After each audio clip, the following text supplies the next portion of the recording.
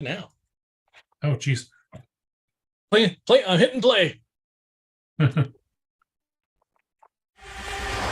Welcome to Earl and the Idiot, the show that gives you the answers you need to take your business to the next level. With Earl Flormata, one of Vancouver's most sought-after business and marketing consultants, author of Business Engine Optimization, consultant to over 60 successful businesses, an all-around evil marketing genius with a combined total of more than $70 million worth of sales to his credit. And some idiot. Okay, here we go. I really feel when I make that face that I really feel like I look like a Muppet. Somehow it like makes my nose stick out. I don't know. I saw this awesome meme. It's like there's nothing sacred anymore. There was a bunch of Muppet pictures, Muppet nudes on the internet. Rule 34. Oh dear.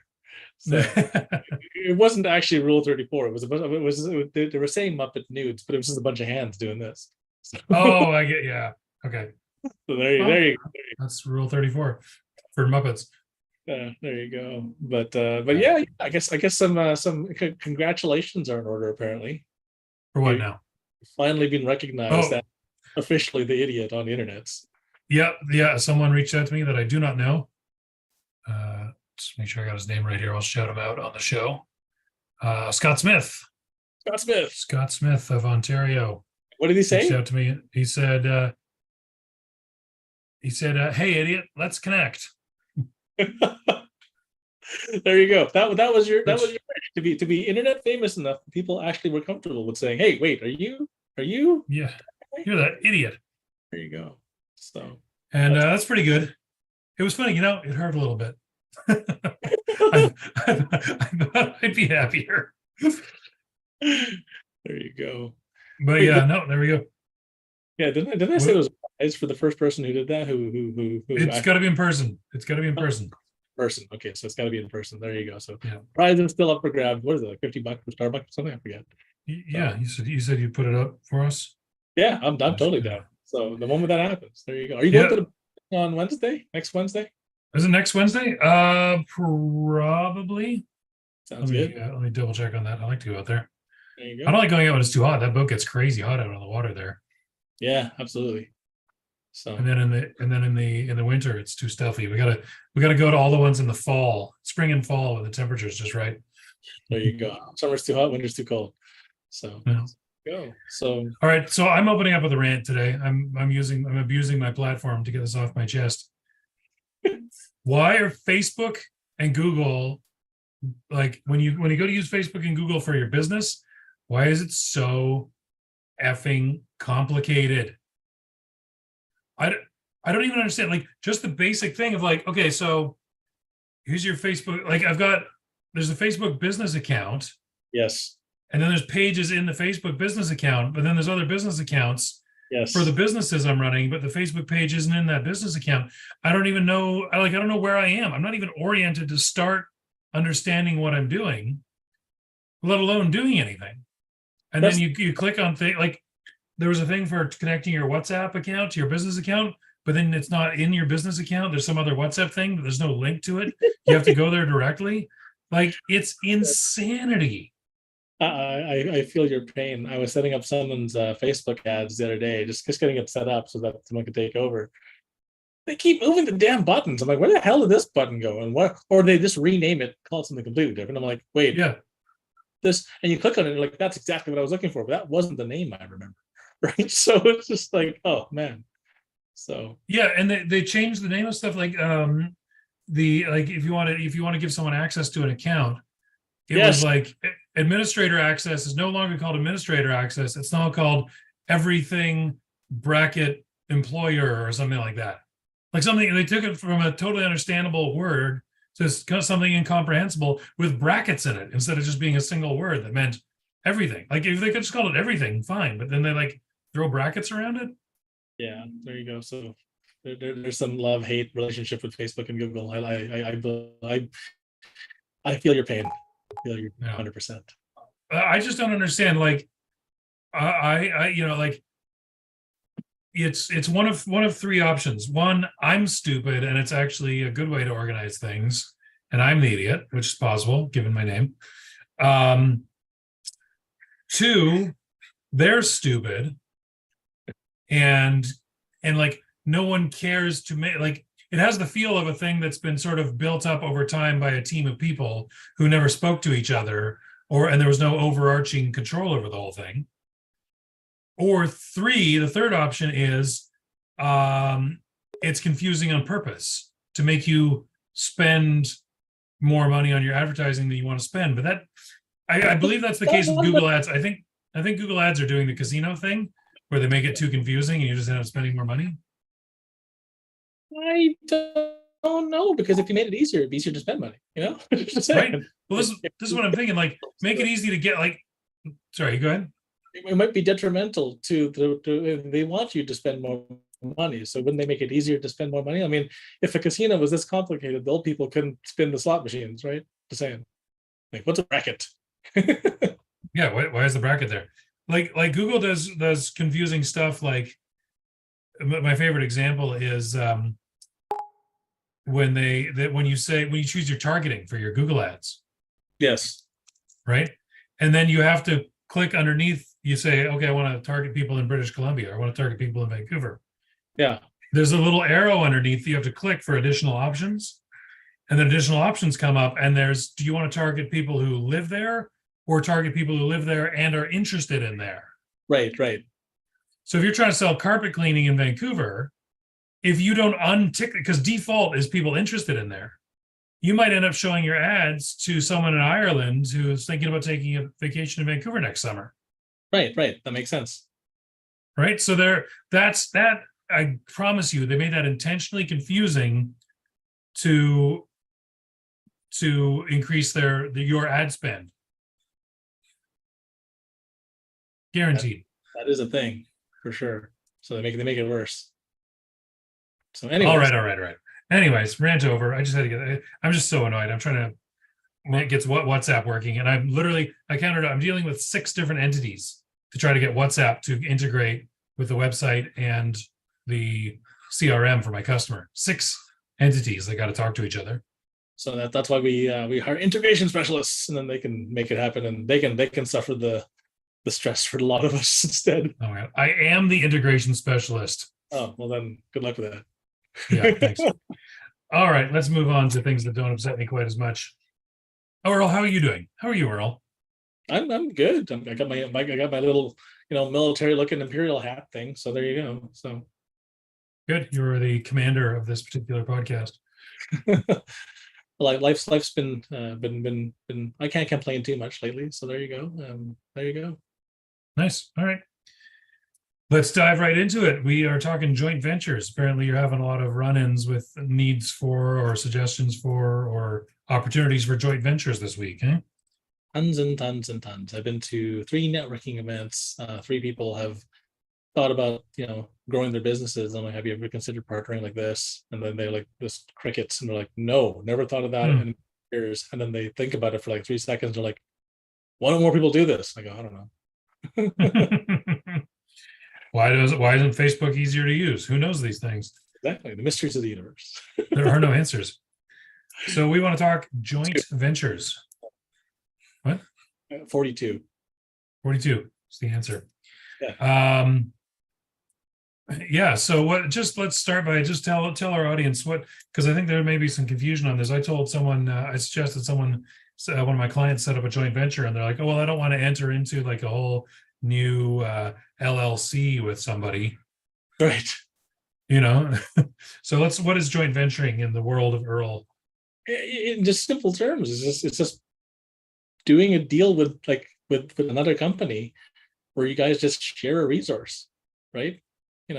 Maybe I'll give you clients and you give me some clients. Something as simple as that. Or maybe we'll do some content together and we'll just talk to each other, right? Technically, what we're doing right here is a joint venture, right? You're a marketing company. I'm a consulting company. This is a joint venture. Beautiful. We didn't have to make an LLC. We didn't have to make anything special. We just said, hey, you want to do this? Yep. And we just started recording one day. And then now we've done nothing professional. Don't worry about that. I disagree. The voiceover in the beginning was Oh very yeah, your boy that's at the true. beginning, he's top notch. Here we Shout go. out to Jason McKinnon, There you go. voice artist extraordinaire. Absolutely. So there you go. So yeah, that's what a joint All right. venture is. Working with So another. you're basically sharing something, working together with someone who's not a client of yours. Yeah, that's it. All right. Joint venture. And so what? Well, in school they call this cheating, Oh, right? Because getting the answers off someone else's test. well, yeah, but in business you're allowed to do this. Actually, it's encouraged. Mm-hmm. Think about that. That's weird how they teach you in school. Don't copy off your neighbor, but in business it's like, yo, work with your neighbor. So yeah. Also, you don't get homework in business. oh, that's true. That's true. Well, as an employee, but so as an entrepreneur, you probably end up with a lot of homework. Anyway, moving on. So the question we asked of ChatGPT is, when building a business, what types of strategies should you be used to grow joint ventures with other similar businesses? Please give 3 ideas around this. Also, what are ideas to find non-related businesses that serve the same clientele? And what are 2 ideas around growing non-related business joint ventures? That's a complicated question for a person to ask a person, let alone an AI. But the AI just nailed it right out of the park, didn't it? Good thing it gave us good answers. Otherwise, we wouldn't be talking on the show right now. Or we'd have a lousy show. Yeah, that too. There you go. So all right. So yeah. So you're saying that you could joint venture with similar businesses or with unrelated business or dissimilar businesses, but that they serve the same clients. So what are some examples there?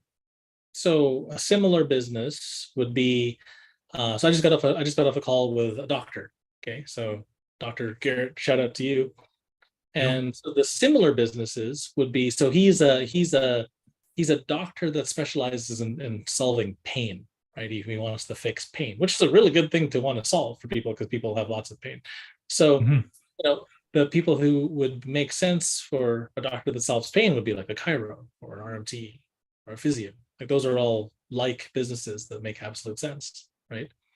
But because he solves pain for specific types of pain, he would also be like for a dissimilar service, should be talking to sports coaches.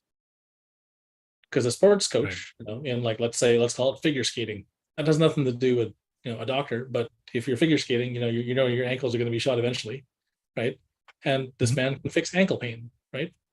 So the football guy probably, basketball guy probably have knee problems, right? Because they use their knees a lot to crazy professional levels, right? So, when was the last time you did a joint venture with, a skating rink, right? I mean, that's weird, but that makes sense because that's where the injuries happen. So you should just put a little poster in the locker room of a person with their skates off, rubbing their ankle, going ankle pain. Give me a call. But those are weird joint ventures. It just makes sense. That make absolute sense. It's just like, oh yeah, I guess that would be a good one. Okay, good. Now it seems like joint venturing with someone who's in a similar business to yours, they'd be your competitors. You're supposed to be competing with them. How does that work? Well, it's the same thing. Let's use the exact same example: chiro versus physio versus unregistered massage therapist. They all fix different stuff, right? So since they all fix different stuff, they're not really competitors, right? They do fix certain things, but certain things are more apt to different types of doctor, right? So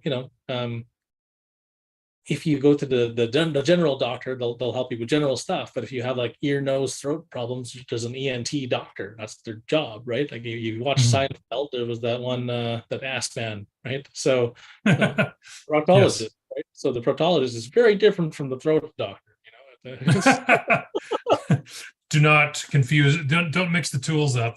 Yeah, exactly. There you go. So I mean, they're similar doctors. They're both doctors, but they're very different things. So working in conjunction with somebody else, in a similar structure, but is not a direct competitor. There's lots of those, right? Like a print shop and a website company, those guys, people use both companies. They need both companies, but you're not really fighting print shops every day of your life, right? You're a web guy. Mm-hmm. You know. Okay, so let's see what ChatGPT suggests here on how to navigate these waters. Sure. So strategies for growing joint ventures with similar businesses. So one is complementary services. Identify areas where your business and the other similar business can provide complementary services or products to the same target audience.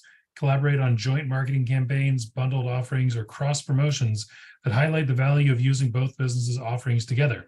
For example, it comes up with an example. This is madness. If you run a fitness studio, you could partner with a nutritionist to offer fitness and nutrition package. Absolutely. And so riffing on that, you have the fitness studio. You have a chiro and RMT in the back, right? You have a yoga place that teaches stuff. You have a martial arts place that teaches stuff. You got the nutritionist, but then you've also got a dietitian, and then you've got someone who actually cooks food for people. They could all party together, no problems. No one's going to fight. Well, except for the martial arts guys, but that's their job. It sounded like you said they could all party together, which I like.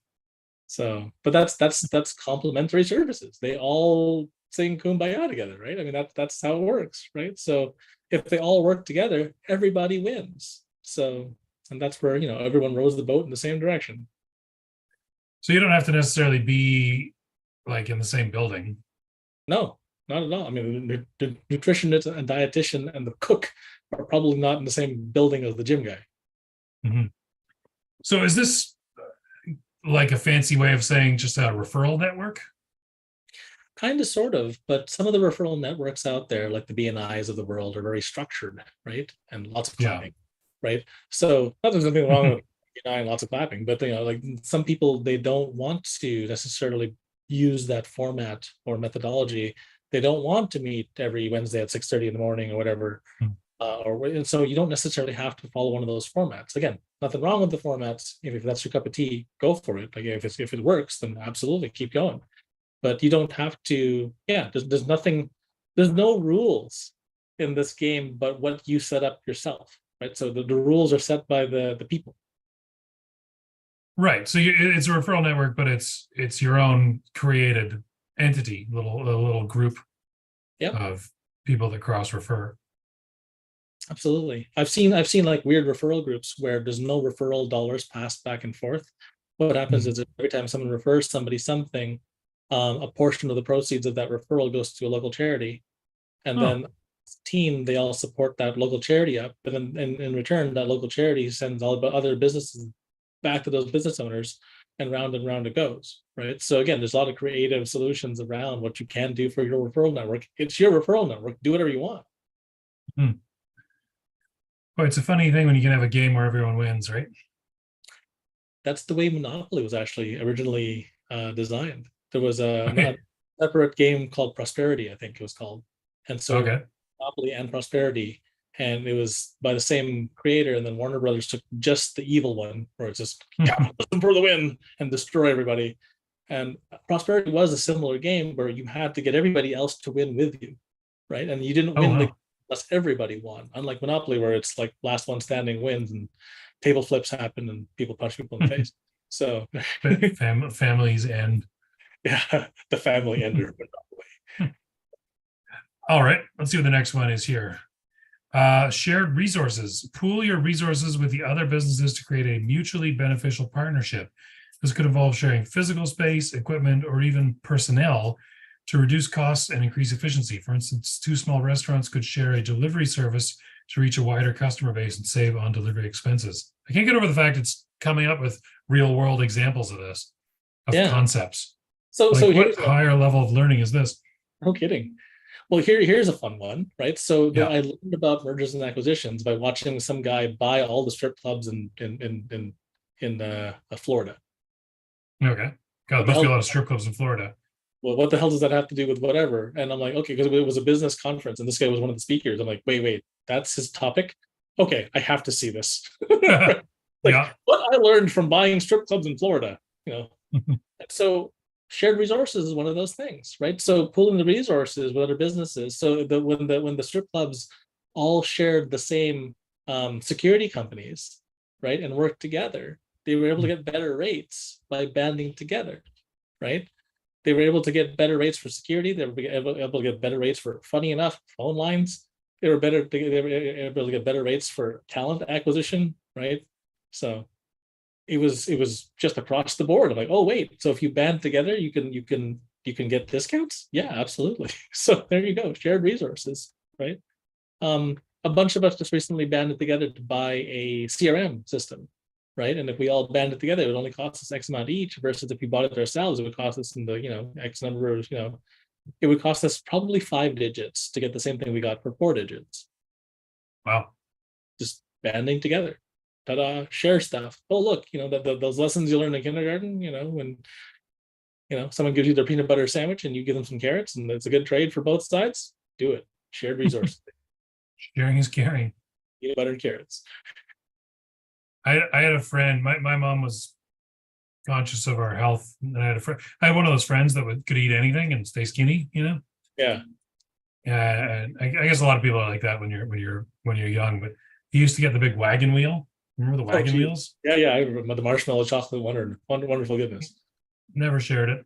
I never had anything to trade that he would trade it for. So I, for one, didn't like the wagon wheel, so I would actually always trade those for chips. Oh.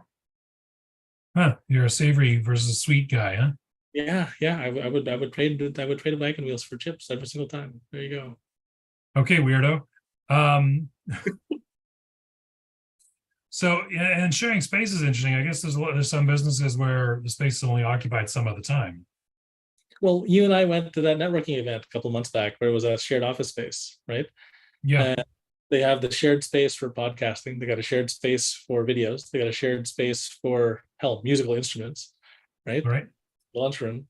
That's cool. Shared resources, man, for the win.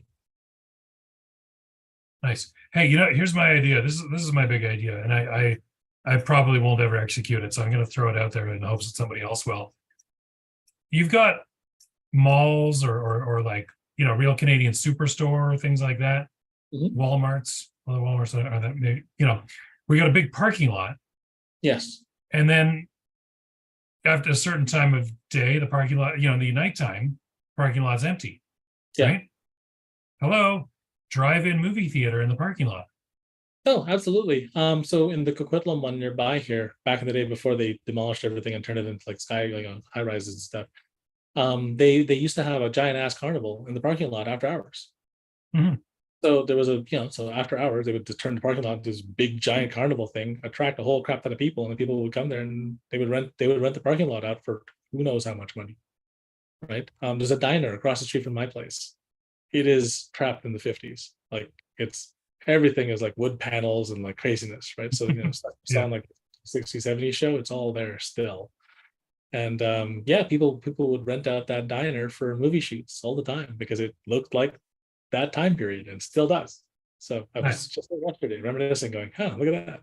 So we got one like that out here in New West, and I was like, we went there, I was like, oh, they didn't update the decor so long, it became retro cool. Yep. Brilliant strategy.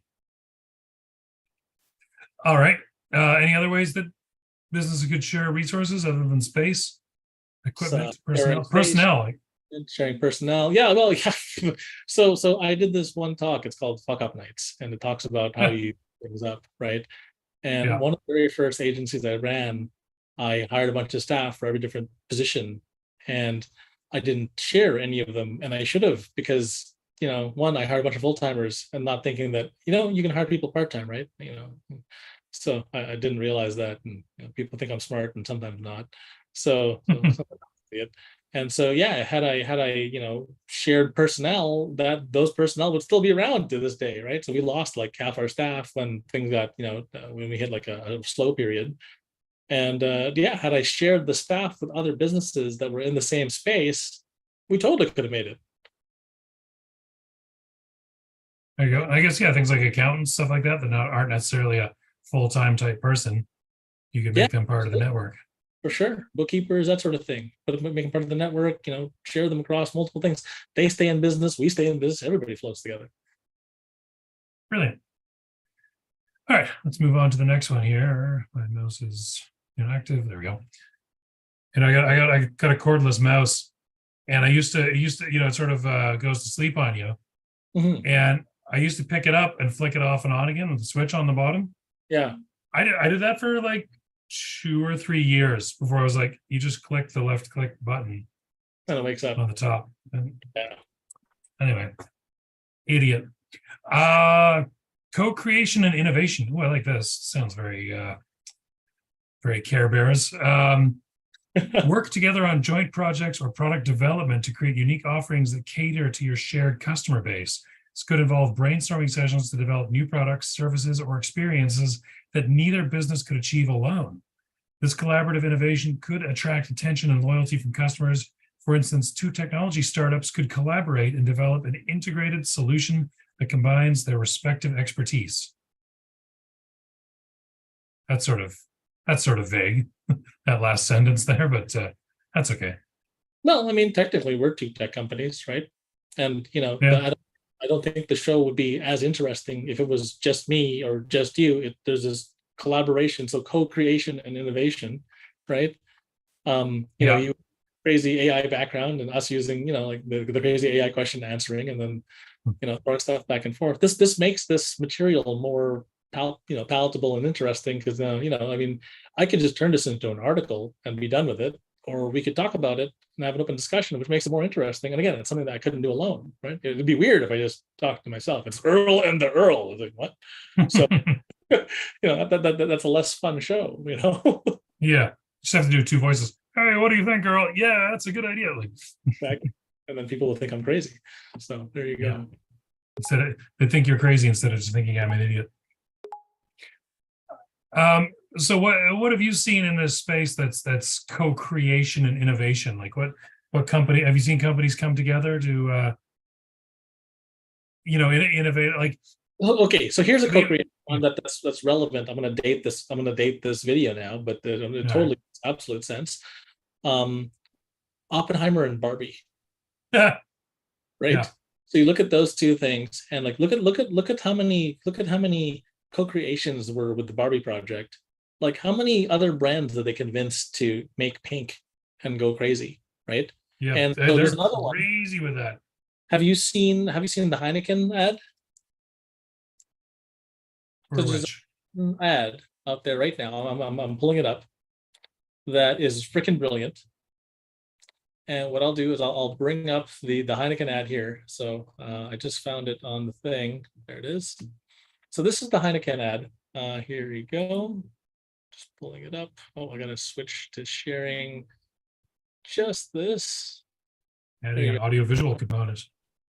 So it's, for those of you who can't see this, just the end of Heineken just says Ken. And at the bottom in very small text, come on with ... let's go party. So anyone who understands the lyrics is come on Barbie, let's go party. It's Ken, right, with the Heineken at the end of it. So this was genius level, this is collaboration, co-creation structures. You were saying, like, has anyone done this? Well, absolutely, right? And this is literally one that's happening right now. This billboard is up, and people are laughing at this today, right now.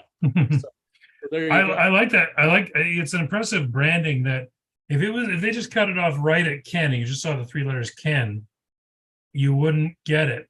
But just that, including that little sliver of the E, right, for Heineken, and that little tiny bit of the star with the green background, and you get it. It's pretty good branding. And then the come on, let's go party. It doesn't even use the Barbie portion of it. People just know that it is. So there's your co-creation and innovation, right, from a beer company. Let's go party, right? Ta-da. Brilliant.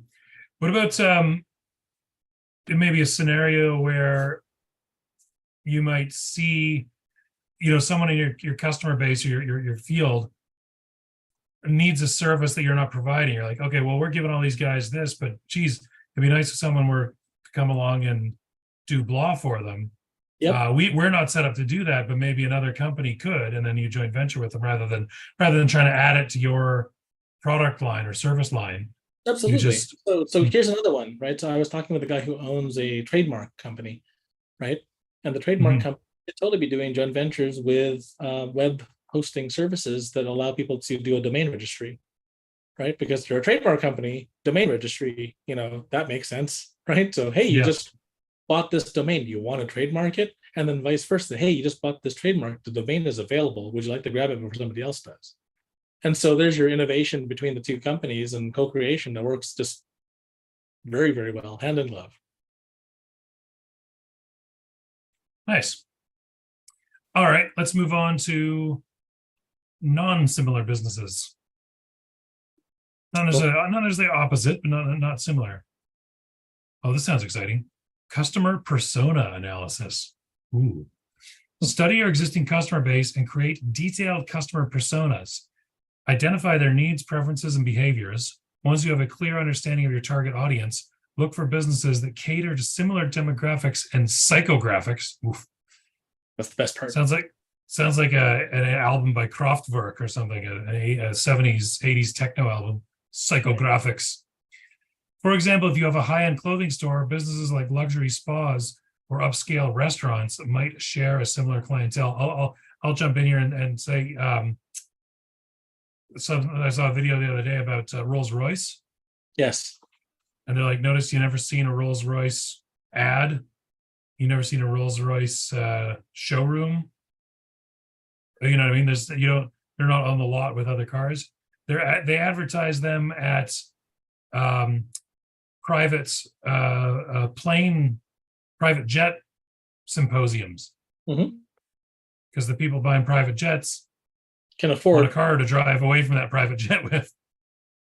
Yep, the Rolls-Royce. That makes absolute sense. So, but the same thing goes with, so we were talking about high-end clothing store, luxury spa, upscale restaurant. I mean, that does work. Funny enough, I was just invited to a networking event, fancy West Vancouver, right? There's a theme and everything for the party. And again, it's all high-end stuff. So they're looking for high-end doctors in the beauty space. They're looking for high-end, high-end everything. So high-end clothing. So looking for designers. They're looking for, high-end watchmakers. They're looking for, and these are people who are invited to this thing. So like it was interesting that I was invited to this thing. I'm like, oh, cool. I get to see all the fancy stuff. So I got to go wear my high-end watch. I got to wear my high-end suit, blah, blah, blah, blah, to come to this event. But then you're going to see this congruency of everybody who's there, who's a big player. And then, we'll go trade, bigger customers back and forth, right? So that's where you get $1 million customer. You go to the high-end event and you just do trades with the other high-end, vendors and specialists.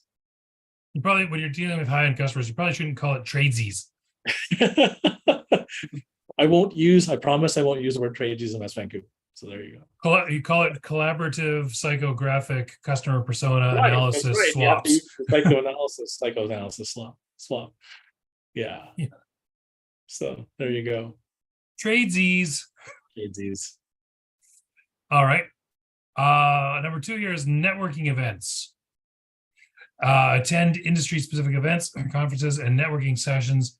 These gatherings provide opportunities to connect with business owners from various sectors. Look for businesses that align with your target audience, even if they're not directly related to your industry. Building relationships with these businesses can lead to mutually beneficial joint ventures. So I know I talked about this one in the past, but we did, I probably had my favorite ever trade show at the Museum Store Association, right? And this was selling reusable artboards, right? Like, what the hell does the Museum Store Association have to do with artboards, have to do with Earl going on stage talking about digital marketing, right? And those were completely disassociated things, and it worked together like a hot damn, right? So networking events, absolutely.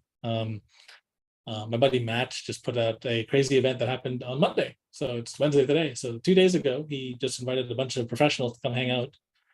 And it was just a mishmash of a bunch of just professionals. And it was a really cool event. And everyone just stood up and did a quick intro. And then we then networked in the room. I met a bunch of really cool guys who are also throwing, funny enough, boat parties. So I was just invited to another boat party that's separate from the boat party that we're running. So you're a trendsetter once again, Earl. I invited all of their people to our boat because our boat's bigger. So, but I will still try to see if I can get away with, if my schedule works out, going on the smaller boat and hanging out with the small boat. So there you go. So putting this all together, makes sense. So there you go. Networking events. Absolutely. Yes, yes, yes. Nice. Yeah, so what's going on here? It's giving us two other things. Strategies for growing non-related business joint ventures, co-hosted events, organize events, workshops, or seminars that cater to your shared audience's interest. So this kind of springs out of the first one of the customer persona analysis. You got to figure out what other businesses cater to your same type of people, right? Absolutely. So I'm actually going to be doing one of these. So my buddy Jason, who runs the Beta Collective, which is a co-working space, just opened up a shop in Burnaby out here, and it's just down the street from me. So it's one train stop away, well, 2 train stops away, I guess, which again, not that far. So super close by. So it's co-hosted event. He offered his space as a sponsor because it's a co-working space, right? For me to run like business related events. I invite a bunch of business people there, run the event.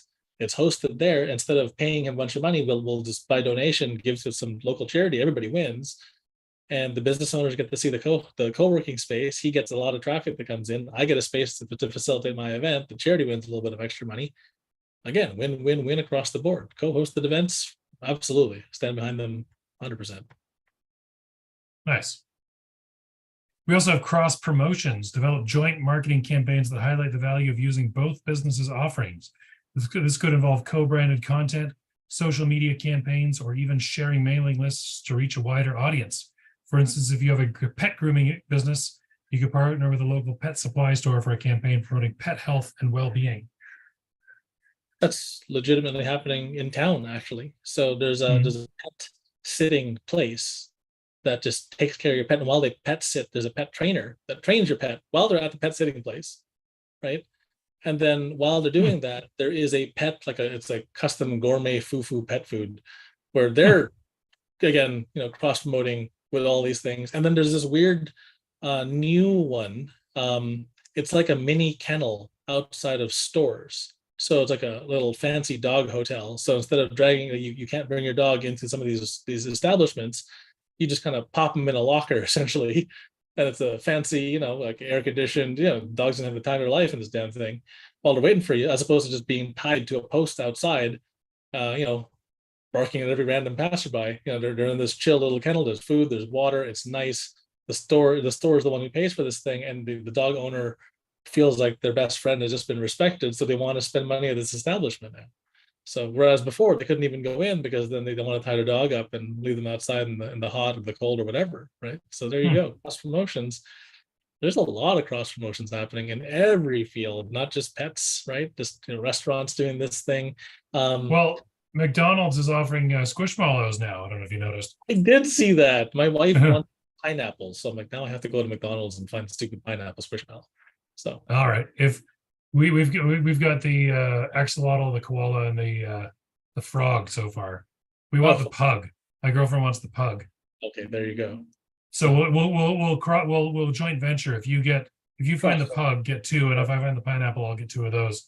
Done. We can make sure. Yeah, I will eat French fries in your honor. Yeah, I was surprised. They're only $2.23. Yeah, that's how much kids' toys are. That's crazy. That's the same price for everything that McDonald's sells usually. So the Pokemon was $2. The Nerf guns were $2. The books were $2. The Officer Squishmallows are $2. Everything's $2. This is what they figured out is the amount that parents are willing to pay for a toy on top of a meal, huh? Right. Here's your screaming child. Feed them chicken nuggets and shove this toy in their face. $2. All right. So remember, successful joint ventures rely on clear communication, alignment of goals, and a focus on delivering value to the shared customer base. It is important to establish mutual benefits and expectations to assure a fruitful partnership for both parties involved. Absolutely. So, that's the key there, that everybody wins, right?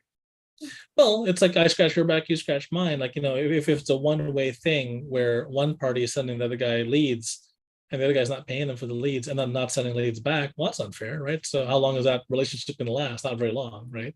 So it's got to go both ways. Yeah, and ultimately the idea is the customers will win as well because they're getting things they actually desire, right? Product that they want that they wouldn't have normally found without this trusted referral, right? There you And go. I know one of the oldest rules in salesmanship is prospecting at the close. When someone's closed, you ask them for more prospects. Absolutely. But there's kind of a reverse version of that is there might be other, they've decided they trust you enough to buy from you. You can now spread that trust around to other people in your network. So I did this with a lawn maintenance guy back in the day, where we were talking about what kind of things could a lawn care professional do to refer other people to other people, right? And so actually have the perfect slide for that example, because we built the slide just for the lawn care guy, just as an example. So here's the landscaper slide. I'll pull it up, but I know I gotta describe it for people who aren't watching right this minute. But here it is.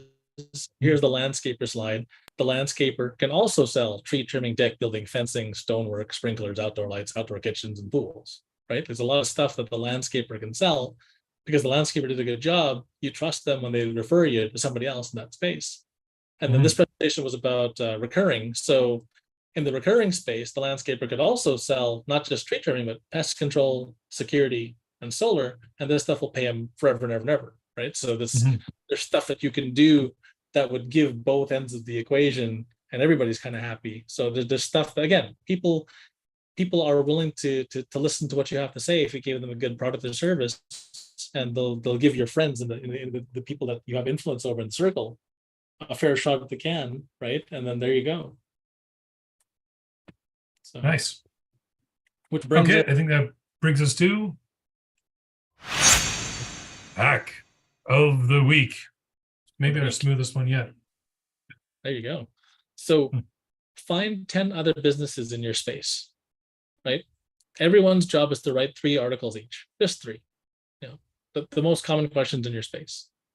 You take all these businesses and you assemble a newsletter for the next quarter, right? So you have 3 articles each, there's 3 newsletters, right? Everyone mails or prints these newsletters and sticks them at their front office in their desk.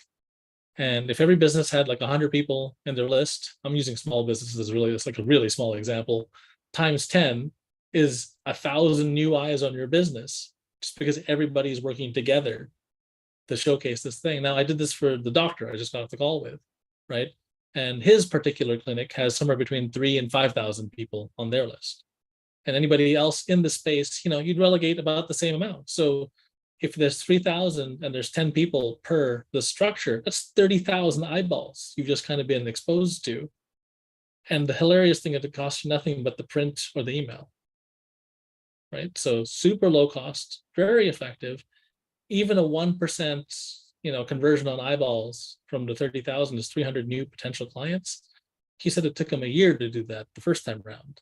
So, just doing this and high-fiving a couple of people and writing some articles and pushing this back and forth, that was 3 articles will take you what, an hour or 2 tops, just if you know what you're talking about, and you know your space. And we're not talking about giant articles here. This is a newsletter for like 10 other people, so there's going to be 10 more, 9 more of these things.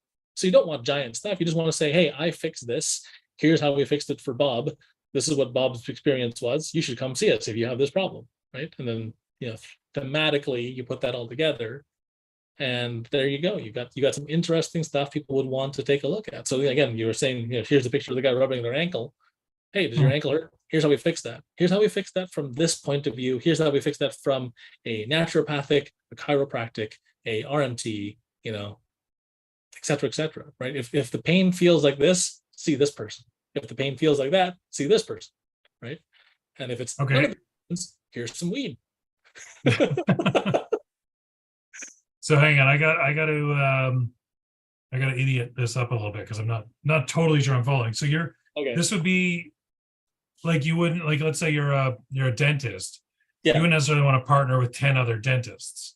No. But you partner with other people who specialize in that category. So let's pretend that you got the general dentist. So that's the general dentist. Yeah. Then you got someone who specializes in gum reconstruction. That's a thing, right? So here's gum reconstruction. That's a specialist thing. Then you have someone who specializes in cosmetic dentistry, right? You're a football player, you're a hockey player, you got your teeth knocked out. to fix that stuff, you don't just go to your regular guy who cleans your teeth and da. No, you probably want a specialist who can put up a veneer and actually do that, and then do that properly, right? Mhm. And then you've got maybe somebody who is a nutritionist, right, and a dietitian, because those guys they still here are foods that are safe for you to eat that won't screw up your teeth, right, etc. Maybe a company that sells some kind of organic toothpaste. Absolutely, right, or the mouthwash, or even oil pulling. That's a thing, right? Yeah. Maybe it's even just something as simple as a breath freshener, right? So here it is, this all makes sense, and then you just all work together. That does stuff. Or like, for example, you want to go to the weird side of the equation, right? I heard that there's a special type of kombucha, right, that settles your stomach more, and because it settles your stomach, it actually helps reduce the amount of gas in your stomach. So the gas that this thing reduces actually prevents halitosis, bad breath. And so there's a thing you can drink that prevents bad breath. Your dentist will thank you when he's staring into your mouth, right? So so combining these things together are things that, again, we were talking about earlier. It was co-creation and innovation, right? There you go, right? Like that makes absolute sense to have like a breath freshening thing that does this, right? There's a new toothpaste going wild, right? That the teeth whitening with crazy flavors like raspberry, this and whatever. I'm like, never had a raspberry flavored toothpaste of like 3 shades of white. I'm like, that's crazy. So I had a cinnamon flavor one for a while. That was pretty good. There you go. But yeah, that's so okay. So you got So you have 10 businesses, not competitors, but related fields that you can cross refer in the whole bit. Now you're saying 3 articles from each, so that's 30 articles. So 30 articles in each newspaper? No. So 3 articles each. That gives you enough articles for the next quarter. Oh, okay. 3 months worth of articles, right? So because if you ask them all for 12, now it's like, ooh, that's a whole weekend. That's time I spend away from my girlfriend, my spouse, my kids, whatever. I want to spend it with my dog, right? If you just ask for 3 is a nice, easy ask, right? Oh, 3. Oh yeah, I can bang out 3, no problem. It's a smaller ask, and then you just ask for another 3 when you run out. Hey, did you like that? Did you get some new clients? Yes, we did. Let's do it again, right? Yeah, the big hiccup on this is going to be getting those articles written for people. I find people who don't write are like the people who aren't generally writers. It's getting them to write something can be like pulling teeth sometimes. You don't gotta even write stuff. Right? Oh my god! Well, there's AI now. Well, not AI. Actually, it's even better. Just ask them, what are the 3 questions people ask you regularly, and record it. Transcribe it. There's your snippet. You don't need a big snippet. Talk about this for a minute or 2. Cool. Yeah. Done.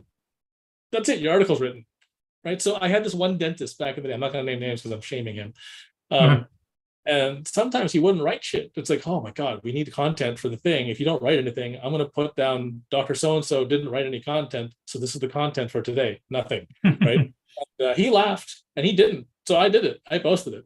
And then he's like, wait, did you post that? I'm like, yes. He thought it was hilarious. But then he started writing on a regular basis so he wouldn't experience that same punishment again. Right. So yeah. Here's the content. I got to figure that out. So, nothing.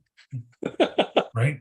I learned that early on. I used to, when I was building websites in the early days, I go to people and be like, okay, well, I made all the pages here and it's all designed. I just need some content for this, your services section and your this section, your that section.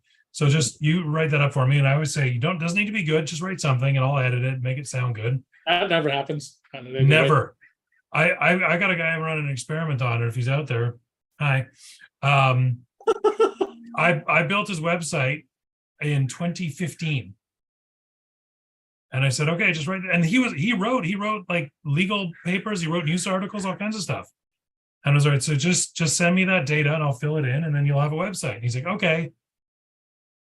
Never. I thought maybe he died or something, and then it was like 2018, 2019. He's like, oh, hey, just reaching out, seeing how you're doing. You're still designing a website? Yeah, sure. I got to get those articles to you. Great, get me those articles. 4 years. Still more. At time of this recording is now 2023. You need to put this up on your website with a counting clock from the date. Let's call it the experiment, right? The experiment, yes. And have a little blog post that says, customers never want to write this stuff. And then anyone says they swear up and down that they're going to do this, send them a link to that after 3 days if they still haven't sent you the stuff yet. And then just show them the year count, right? And then offer to just interview them, right? Can I ask you a couple of questions, right? Hell, sometimes I just do it by because we are a one recording. So some states and some provinces you only have to record on one person's permission. So we're a one side permission recording province. So what I do, I just record it. I write the article, and we're like, wow, that was such a good job. I'm like, who wrote the article? You did. I pushed you did recording, and they're like, oh wow, yeah, we did, didn't we? Right. So it's pretty funny. So anytime I ask the question, I would just put my question in the article, and then they would have their answer. Then I would ask another question, and they would have their answer. And that was it. Hey, look, article written. So there's the content. Yeah. So that was what I figured out to do. I just interview people and write the data down. And then I make notes, and my handwriting's so bad I can't read my notes later. But that's a different problem.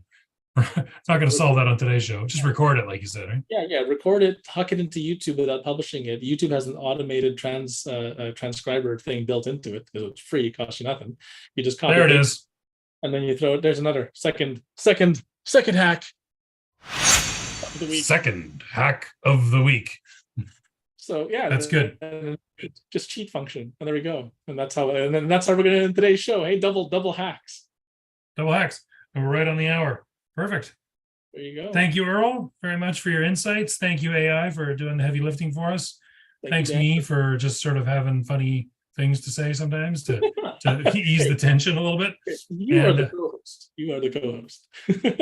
And thank you, everyone, for joining us. And we will see you next week on Earl and the Idiot. Absolutely. Thanks for watching, everybody. Here we go. Thanks for listening to Earl and the Idiot. We hope you learned something you can take action on this week. For more information or to contact the show, visit earlandtheidiot.com. And until next time, remember what Shakespeare said. The fool doth think he is wise, but the wise man knows himself to be a fool. I gotta not hold my arm up against Arnold's arm there. It makes it look pretty slender. There you go. All right, let's go off live now.